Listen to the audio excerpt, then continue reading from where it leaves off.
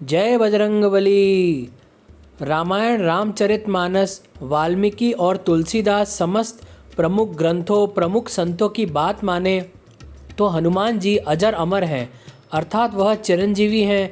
और अगर दूसरे दृष्टिकोण से देखें तो वह भगवान शिव के 11वें रुद्र अवतार हैं।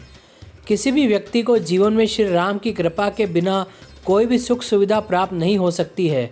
श्री राम की कृपा प्राप्ति के लिए हमें हनुमान जी को प्रसन्न करना चाहिए। उनकी आज्ञा के बिना कोई भी श्री राम तक पहुंच नहीं सकता।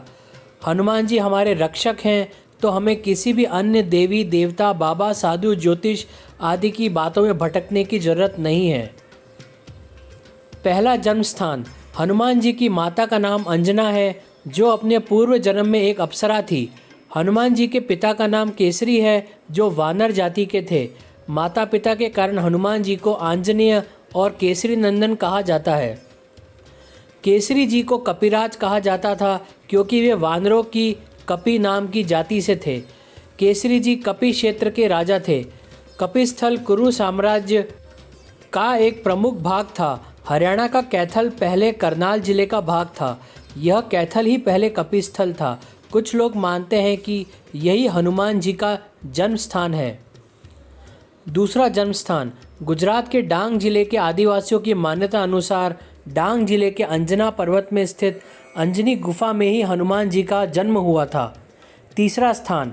कुछ लोग मानते हैं कि हनुमान जी का जन्म झारखंड राज्य के उग्रवाद प्रभावित क्षेत्र गुमला जिला मुख्यालय से 20 किलोमीटर दूर अंजना गांव की एक गुफा में हुआ था। क्यों आज भी जीवित हैं हनुमान जी? हनुमान जी इस कलयुग के अंत तक अपने शरीर में ही रहेंगे। वे आज भी धरती पर विचरण करते हैं। हनुमान जी को धर्म की रक्षा के लिए अमरता का वरदान मिला था। इस वरदान के कारण आज भी हनुमान जी जीवित हैं और वे भगवान के भक्तों तथा धर्म की रक्षा में लगे हुए हैं। जब कल्कि रूप में भगवान विष्णु अवतार लेंगे, तब हनुमान, परशुराम, अश्वत्थामा, कृपाचार्य, विश्वामित्र, विभीषण और राजा बलि सार्वजनिक रूप से प्रकट हो जाएंगे। चारों जुग प्रताप तुम्हारा। लंका विजय कर अयोध्या लौटने पर जब श्री राम उन्हें युद्ध में सहायता देने वाले विभीषण, सुग्रीव, अंगद आदि को कृतज्ञता स्वरूप उपहार देते हैं, तो हनुमान जी श्री राम से याचना करते हैं, यावद राम कथा वीर चरिष्यति महीतले तावत् शरीरे वत्सन्तु प्राणा मम न संशयः। अर्थात, हे कपिश्रेष्ठ, ऐसा ही होगा, इसमें संदेह नहीं है। संसार में मेरी कथा जब तक प्रचलित रहेगी, तब तक तुम्हारी कीर्ति अमिट रहेगी और तुम्हारे शरीर में प्राण भी रहेंगे। जब तक ये लोग बने रहेंगे, तब तक मेरी कथाएं भी स्थिर रहेगी। त्रेता युग में हनुमान जी। त्रेता युग में तो पवन पुत्र हनुमान जी ने केसरी नंदन के रूप में जन्म लिया और वे राम के भक्त बनकर उनके साथ छाया की तरह रहे। वाल्मीकि रामायण में हनुमान जी के संपूर्ण चरित्र का उल्लेख मिलता है। द्वापर में हनुमान जी। द्वापर युग में हनुमान जी भीम की परीक्षा लेते हैं। इसका बड़ा ही सुंदर प्रसंग है। महाभारत में प्रसंग है कि भीम उनकी पूंछ को मार्ग से हटाने के लिए कहते हैं, तो हनुमान जी कहते हैं कि तुम ही हटा लो, लेकिन भीम अपनी पूरी ताकत लगाकर भी उनकी पूंछ नहीं हटा पाते हैं। इस तरह एक बार हनुमान जी के माध्यम से श्री कृष्ण अपनी पत्नी सत्यभामा, सुदर्शन चक्र और गरुड़ की शक्ति के अभिमान का मान मर्दन करते हैं। कलयुग में हनुमान जी। यदि मनुष्य पूर्ण श्रद्धा और विश्वास से हनुमान जी का आश्रय ग्रहण कर ले, तो फिर तुलसीदास जी की भांति उसे भी हनुमान जी और राम दर्शन होने में देर नहीं लगेगी। कलयुग में हनुमान जी ने अपने भक्तों को उनके होने का आभास कराया है। क्यों सिंदूर चढ़ता है हनुमान जी को?